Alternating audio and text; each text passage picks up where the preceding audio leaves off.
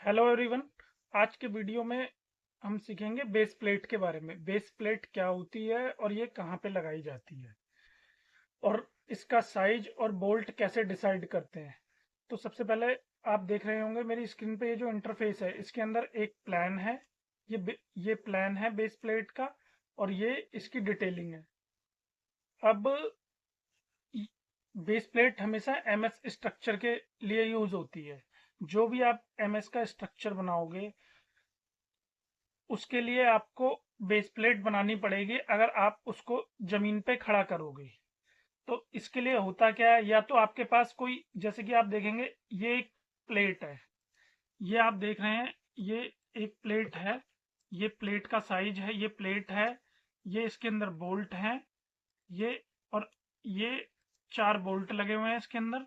और ये जो वर्टिकल कॉलम खड़ा होगा एमएस का, ये उसका साइज दिया हुआ है और ये इसके अंदर 2 स्टिफनर लगे हुए हैं।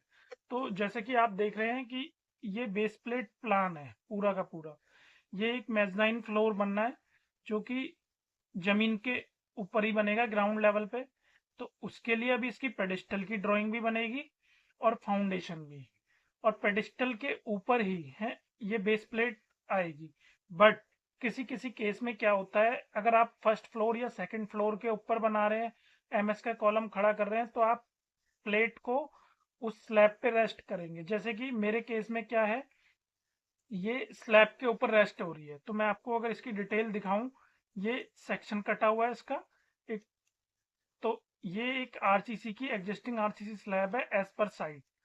और ये कॉलम है मेरा, और ये इसकी बेस प्लेट बनी हुई है। अगर इसको हम सेक्शन में सामने से खड़े होकर देखेंगे तो ये ऐसी दिखाई देगी। और ये इसे फास्टनर भी बोल सकते हैं आप। ये मेरी ड्राइंग में 4 हैं तो 2 दिखाई देंगे। इसे आप फास्टनर भी बोल सकते हैं और या बोल्ट भी बोल सकते हैं। और ये स्टिफनर है और ये प्लेट है। ठीक है, इतना आप लोगों को क्लियर हो जाएगा अगर आप देखेंगे इसको ठीक से। और ये इसकी डिटेल बनी हुई है। अब इसके अंदर हो क्या रहा है कि ये अलग अलग डिटेल, अगर मेरी बेस प्लेट का साइज और थिकनेस एक ही होगा तो एक डिटेल बनाऊंगा मैं, तो उससे काम हो जाएगा। बट अगर मेरी प्लेट की थिकनेस, बोल्ट का डाया डिफरेंट है, तो आपको डिफरेंट टाइप की प्लेट्स की डिटेलिंग बनानी पड़ेगी। अब जैसे कि यहाँ पे ये सारी की सारी प्लेट आप देख रहे होंगे, लिखा हुआ है base plate and bolt as per detail X. क्योंकि मेरे केस में क्या है, ये सारी की सारी प्लेट एक जैसी हैं। ये ब्लू कलर का जिस पर टेक्स्ट लिखा है आप देखेंगे, यहाँ पे लिखा हुआ है base plate and bolt as per detail A1। ये इसलिए क्योंकि ये यहाँ पे असेंट्रिक हो रही है प्लेट, मतलब यहाँ पे ना लगा के इसको बिल्कुल एज पे लगाएंगे, तो उसके लिए इस टाइप की डिटेलिंग होगी आपकी। ये बहुत सिंपल है। ये सेंटर में आ रही है डिटेल एक्स। 4 नंबर मैंने 20 डाया के बोल्ट दिए हुए हैं, 150 mm लॉन्ग, क्योंकि मेरी स्लैब की थिकनेस 200 है। और प्लेट की थिकनेस 20 mm वो डिजाइन में आ रही थी। और स्टिफनर का साइज 75/150 इंटू 10 mm। और ये मेरा कॉलम का साइज है और प्लेट का साइज है 350/350। ठीक है, इसी तरीके से ये बनाई हुई है मैंने। अब डिटेल A1 ये रही मेरी। अगर आप देखेंगे तो इसके अंदर हो क्या रहा है, ये 4 नंबर 20 डाया के बोल्ट 150 mm लॉन्ग। डिफरेंट कुछ नहीं है, साइज भी सेम है, बोल्ट का डाया भी सेम है। और इसके अंदर भी ये कॉलम लगा हुआ है एमएस का। ये 150/150 8 mm थिक, प्लेट की थिकनेस 20 और ये स्टिफनर। अब हम ये कैसे डिसाइड करते हैं कि ये जो बोल्ट हमारा प्लेट से कितने की स्पेसिंग पे आएगा। ये हमेशा एज से छोड़ के आता है बोल्ट, बिल्कुल एज पे नहीं लगाया जाता। कहीं भी आप साइड पे देखेंगे, किसी मेजनाइन फ्लोर को देखेंगे, यूनिपोल की ड्राइंग्स होती हैं, एमएस के जितने भी स्ट्रक्चर्स होते हैं, ये सेंटर में वो प्लेट के एज से छोड़ के लगाए जाते हैं। जितना आपका बोल्ट का डाया होगा, अगर सपोज 20 है, तो मिनिमम आपको वो 20 वो 2 से मल्टीप्लाई, बोल्ट के डाया को 2 से मल्टीप्लाई करके जो स्पेसिंग आती है वो आपको रखनी है यहाँ पे।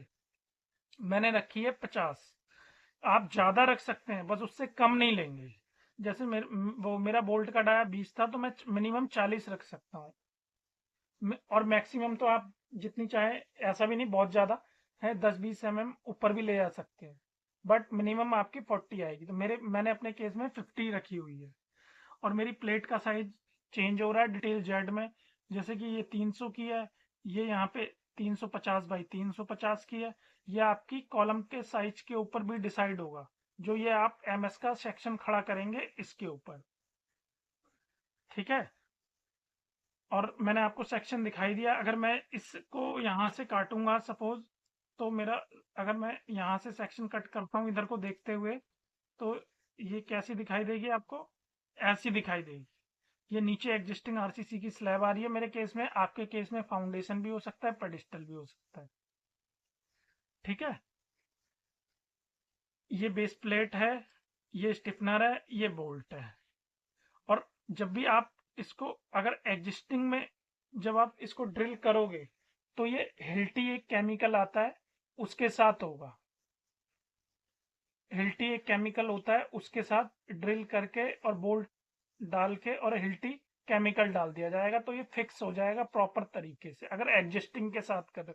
बट अगर आप किसी कास्टिंग टाइम पे आपको प्लेट डालनी है, तो उसके लिए आप पहले बोल्ट प्रोवाइड कर दोगे, तो उसके अंदर ही है वो फंसा दिए जाएंगे।